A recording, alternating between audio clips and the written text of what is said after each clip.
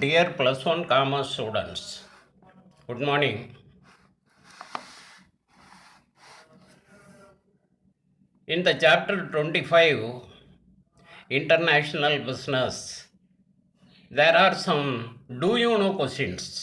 உங்களுக்கு தெரியுமா அப்படிங்கிற பகுதியில் சில கேள்விகள் இருக்கு. You must know the questions and answers. உங்களுக்கு அந்த வினாக்கள் விடைகள் அவசியமாகும். நீங்கள் கட்டாயம் அதை தெரிஞ்சுக்கணும். What is salt root?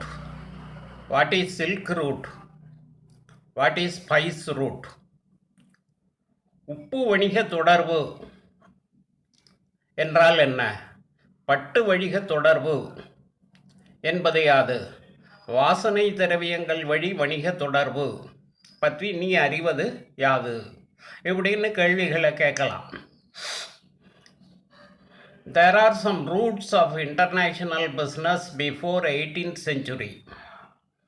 Salt route, silk route, spice route. Salt route, India to Egypt. India to Egypt. இந்தியாவிலிருந்து எகிப்துக்கு உப்பு வணிக தொடர்பு. Silk route, China to India. சைனாவிலிருந்து இந்தியாவுக்கு பட்டு துணிகள் வாங்கியிருக்கிறாங்க. பட்டு வழி வணிக தொடர்பு. Spice route, India to China, India to Europe, India to Europe. வாசனை திரவியங்களை இந்தியாவிலிருந்து கிராம்பு, ஏலக்காய் இந்த மாதிரி உள்ள வாசனை திரவியங்களை இந்தியாவிலிருந்து ஐரோப்பாவுக்கு ஏற்றுமதி செய்திருக்கிறாங்க. 18ஆம் நூற்றாண்டுக்கு முன்னாடி பன்னாட்டு வணிகத்தில் சில வணிக வழி தொடர்புகள் இருந்துச்சு. அது உப்பு வழி வணிக தொடர்பு, பட்டு வழி வணிக தொடர்பு, வாசனை திரவியங்கள் வழி வணிக தொடர்பு. உப்பு வழி வணிக தொடர்பில் இந்தியாவிலிருந்து எகிப்துக்கு உப்பு ஏற்றுமதியானுச்சு.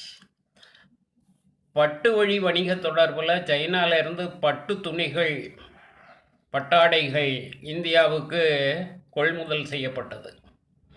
வாசனை திரவியங்கள் வழி வணிக தொடர்பு, கிராம்பு, ஏலக்காய் இந்த மாதிரி உள்ள வாசனை திரவியங்கள் இந்தியாவிலிருந்து ஐரோப்பாவுக்கு ஏற்றுமதி செய்யப்பட்டது. இதற்கான வணிக வழி பாதைகள் இருக்குது. அதை அந்த மேப்லேயே காட்டியிருக்கிறாங்க பாருங்கள். Okay students, thank you.